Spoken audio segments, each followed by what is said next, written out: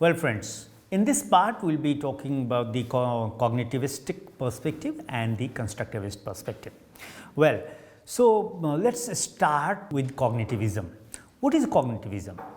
Cognitivism is an internal process of learning, understanding, motivation and retention, because broadly cognitivist perspective refers to cognitivism. Now, if it is an internal process, then the apparatus that help us to process anything internally, particularly with respect to learning, understanding, motivation, retention, and that is the mind. Now, we all know the mind is a broad and complex into which event responses are absorbed. So, the brain and mind are the center of an organism changing and being changed by the environment in a reciprocal manner. So, cognitive theorists stress the importance of unobservable process, just opposite to observable behavior as we discussed in the behaviorism, or mental events that are involved in learning, such as thinking, memory, perceptions, intentions and emotions for which a human being is known. So, the common meaning of cognition is, friends, to cognize, to know, that is knowing. So, in psychological theories, this includes the process of thinking and learning, and therefore, cognitive theories consider how human beings organize, store and use information. And therefore, cognition includes how we perceive and attend to things happening around us, and extending beyond these to the so-called higher order processes of remembering, reflective and creative thinking, the use of language and problem solving in various forms. So, the major historical roots of modern cognitive theories of learning lie in Gestalt psychology and the field theory of Kurt Lewin. So, to cognitive theorists, the essence of learning is the perception of new relationships among concepts, and therefore, what is learning? Learning is the arrangement of what one knows and understands, and therefore, cognitive structures, goal-oriented behavior and providing opportunities for intuitive thinking are stressed. And that is why the cognitivist psychologists believe that knowledge is organized in our mind into sections or groups, and each section of information is called a schema. So, knowledge is stored as linked ideas in our mind. So, as learning occurs, there is a change in the amount of knowledge as well as in the arrangement of information. So, thus, as we learn, the size and the organization of our schemata changes. The information processing theory and the work of cognitive psychologists like Jean Piaget, Brunner also will fall under the category of cognitivist schools of thought or cognitivist schools of learning. Now, one of the very important theory that this perspective has given us is information processing theory. And this theory emphasizes on the working of the mind, and it attempts to account for the ways in which learners receive, as I said, store, integrates, retrievals and use information through the process of two things, perception and memory. The information processing theory emphasizes upon the cognitive mechanism by which information is processed, that is, the active role of the learner and the importance of relating the knowledge which is already stored to a new knowledge in the process of knowing.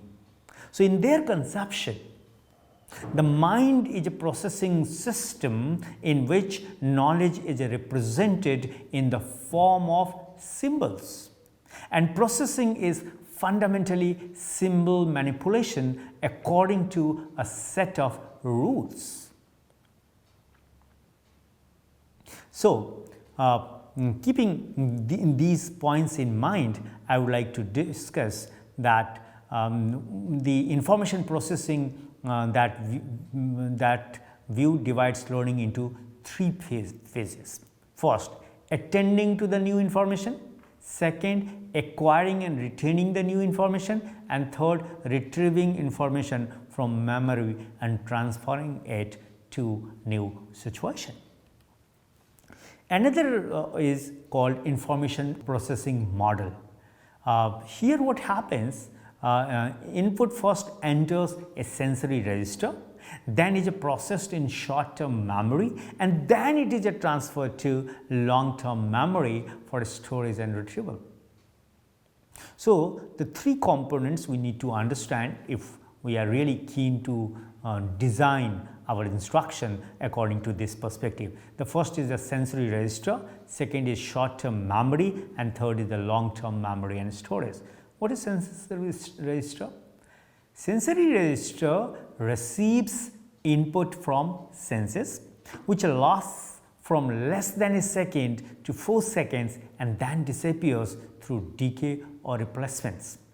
Short-term memory, sensory input that is important or interesting is transferred from the sensory register to the STM, and LTM stores, LTM that is long-term memory and storage, stores information from STM for long-term use. Now, I would like to talk about Jean Piaget, who was one of the 20th century's most influential researchers in the area of developmental psychology and cognitive psychology in particular. Piaget's theory highlights the need for understanding the child's level of cognitive development and designing the instruction accordingly. According to him, the learner should be given due importance or a controlled place while planning the curriculum. And he says the term schema describes the way in which newly acquired knowledge and experience was organized and stored internally.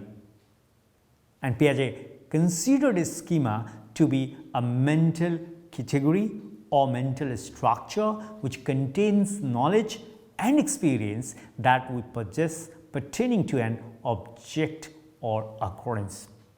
So as our knowledge and experience increase, the schema changes and becomes more complex to accommodate this. And this is how cognitive development takes place. Now, the question is, how is knowledge organized in the mind? Piaget, according to Piaget, in our mind, knowledge is organized into sections or groups which are called a schema. And he suggested that there are several other processes associated with learning. And they are first, assimilation, second, accommodation. Let me first talk about the assimilation, process of assimilation, where new information is added to the existing schema, and that is during assimilation we interpret the external world in terms of what we already know. Accommodation, where schema are changed to include new information which doesn't fit into the existing schema. We must change our beliefs to include this new knowledge. We adjust old schema or create new ones after noticing that our current thinking does not capture or explain our new experiences. Third concept, organization. As we start to think about the information, we also use the other processes called organization. We start creating links between the different schemas. The internal rearrangement and linking together of schemas form a strongly interconnected cognitive system. For example, if you think about a subject you know well, you will be able to link lots of different topics. and the thought process that help you to make these links are called nothing but organization. Disequilibrium. This is another concept given by Piaget. This is a state of conflict between one's existing knowledge and new experience. Friends, in short, I would also like to talk about the Jerome Bruner. Bruner theorized that learners go through three major stages of intellectual experience, because after all, the purpose of cognition is to enhance the intellectual ability, to enhance the intellectual capability. The first is the inactive stage. In this stage, learners learn about the world around them by acting on objects. In a sense, an object is what you can do with. A glass is used to drink while a chair is to sit. Similarly, the second stage is called iconic stage. Learners progress from inactive stage to iconic stage, where experiences and objects are represented as a concrete images. So, the learner no longer need to manipulate the objects. Third is the symbolic stage, finally. So, finally, learners enter the symbolic stage when they develop the capacity to think abstractly with symbols. In this stage, individuals go beyond the present and concrete experiences to create hypotheses. For example, if I have to sit, chair is not there, even table can be used. Tools, only chair can be used to sit in. So, for Bruner, it followed that the instruction of the learner should also be sequenced. So, when you write SLM or develop any videos or any electronic material or e-content, right, it should be well sequenced, and they should be sequential in logical order. In other words, for learning to occur best, learners should first experience it, then react to it, and concretely and finally symbolize it. Well, friends, so now I'll talk about the process of learning according to Bruner.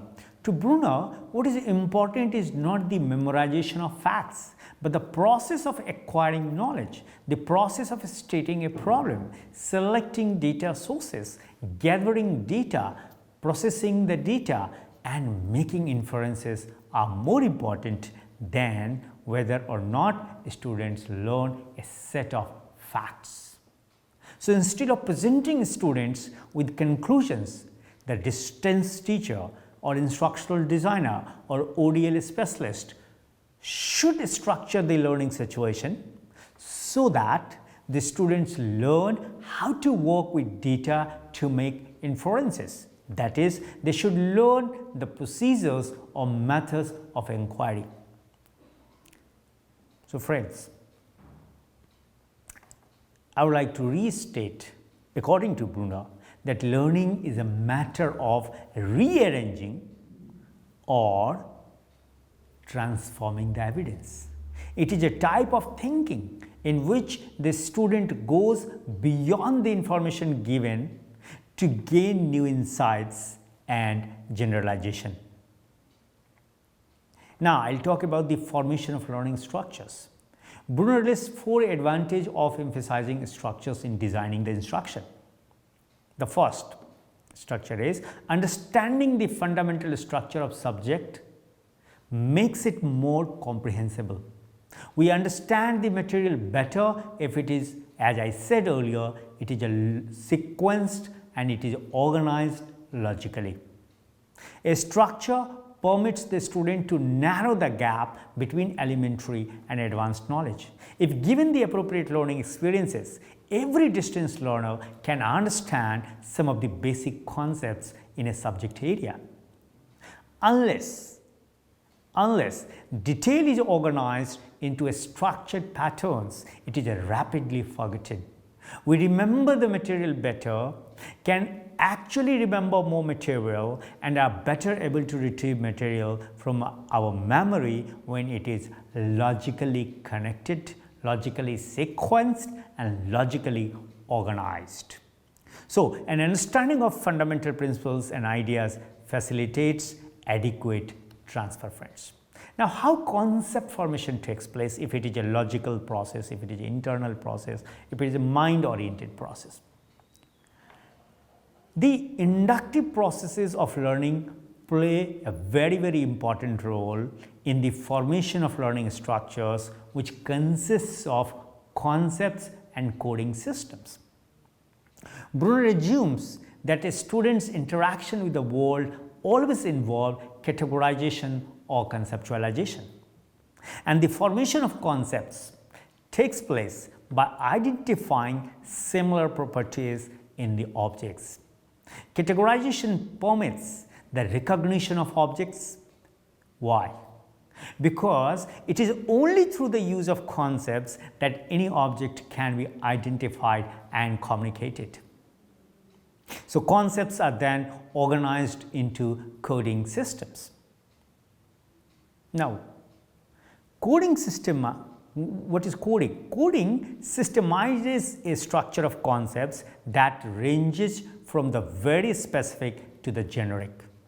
For coding system may include concepts at several levels of generality, each becoming more inclusive as they become generic and less defined by specific. So, the formation of coding systems for human thought processes is important because of the role they play in retention of information, transfer of learning, and inquiry process. Now, I'll talk about the cognitive instruction. What a distance teacher, instructional designer, or ODA specialist, and what is a message as far as the cognitivist instruction is concerned, and what will be its implication for learners.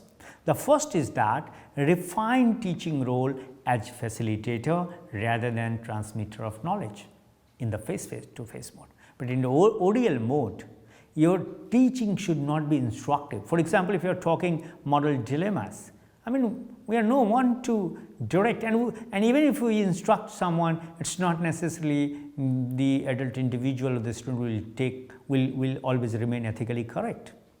So, you will have to understand that our job, our role is of the facilitator, not the transmitter.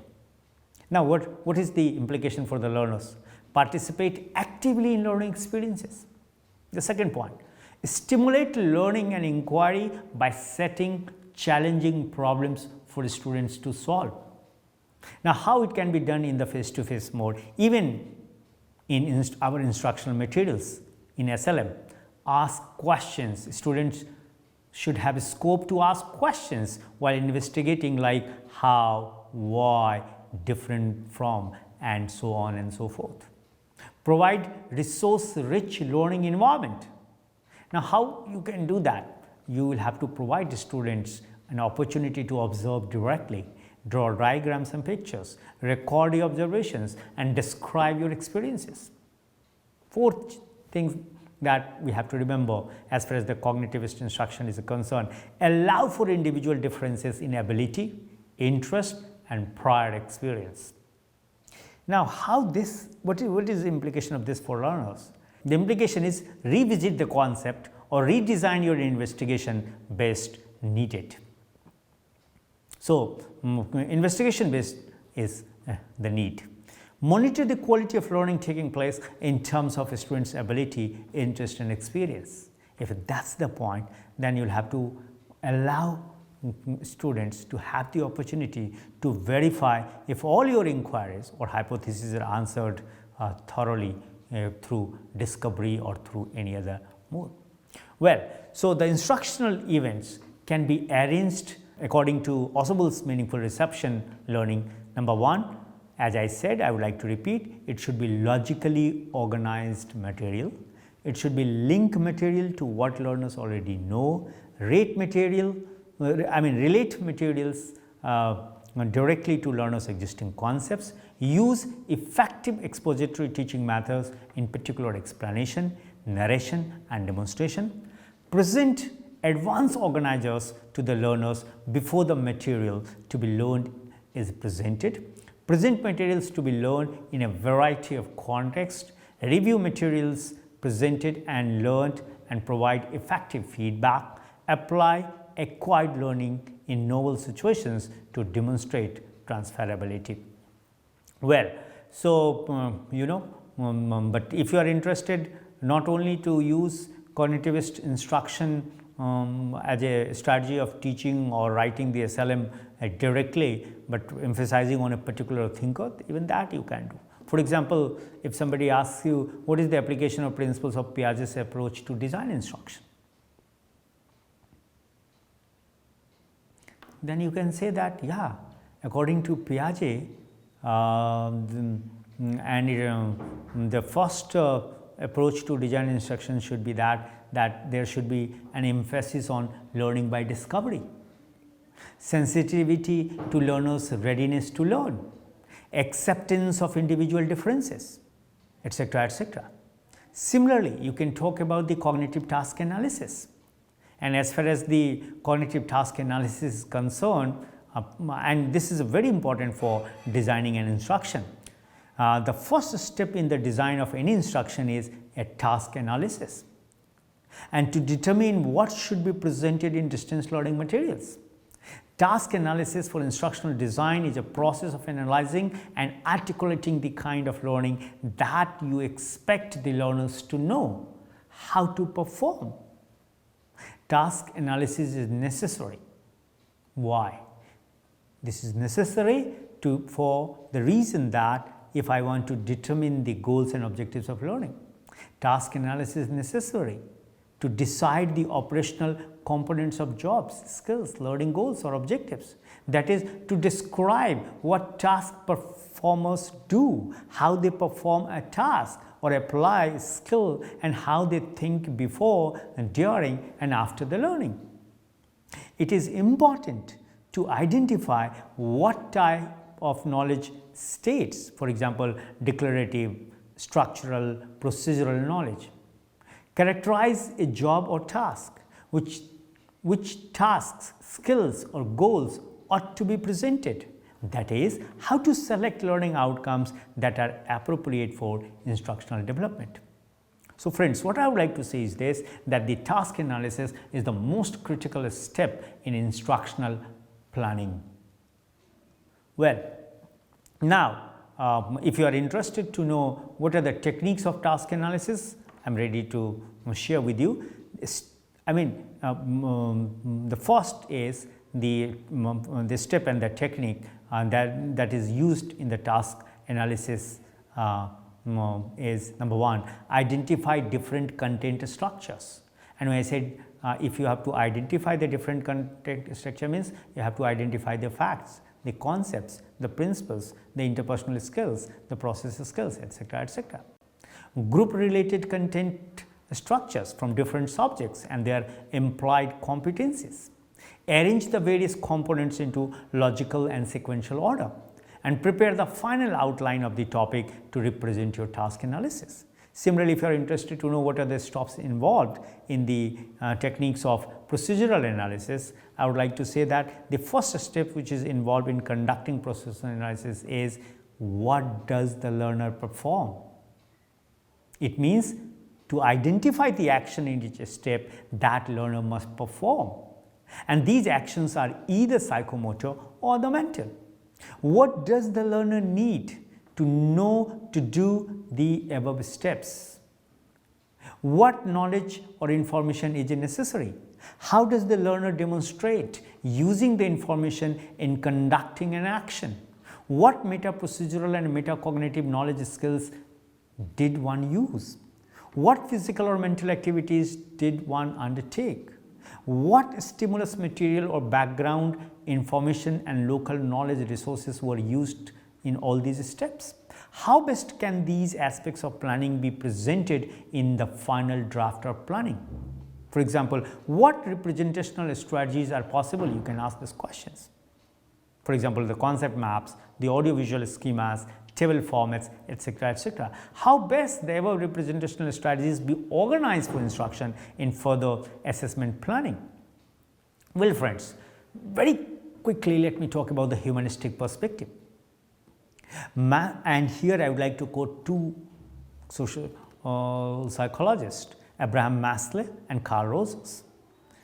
And his work started with the study of human needs and their gratification, which influenced the understanding of human motivation.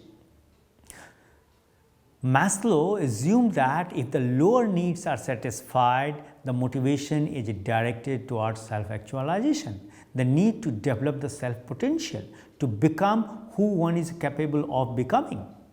So, self-actualization is not so much a matter of what a person does as how much he feels about what he is doing. And that is why Maslow distinguished the first four needs in the hierarchy from the later ones. And he identified the former, that is lower needs, as deficiency needs and the latter as the growth needs. So, generally the gratification of deficiency needs depends on other people, whereas gratification of growth needs depend more on one's own self. This is in short. So, they concentrated to understand the process of learning from more humane perspective. Carl Rogers is another one. He is also, he being a humanistic psychologist, advocated an educational approach that tries to make learning and teaching more humanistic and thus more personal and meaningful. So, his famous principles are, the first principle is desire to learn. The second principle is learning should be meaningful to students, learning without threat, self-initiated learning. Now, you will be wondering, what is the humanistic instruction and its application in instructional design? Maslow's hierarchy of human needs has important implications that teachers should take into account while designing the instruction. Particularly a distance teacher may have difficulty in understanding why certain students do not do assignments, are restless in the counselor session, or are completely uninterested in activities. The teacher assumes that the desire to learn is an important need for all students. But Maslow suggested that interest or motivation to learn may not develop until other basic needs have been met. So, what is its application? Humanistic application in instructional design. The cognitivist theory have certain commonalities, whether you talk from the Rogerian perspective or Maslow perspective. They emphasize on learner and learning process. Importance is given to the cognitive structures already existing in learner and the capability of the mind to process the information and store it, the capability of mind of higher cognitive skills, need for proper learning environment, limitation of memorization in meaningful learning, and role of cognition, information and attaining of concepts. Last but not the least, importance of direct experience with objects or surroundings and involvement in activities in learning. So, friends, with this, thank you so much.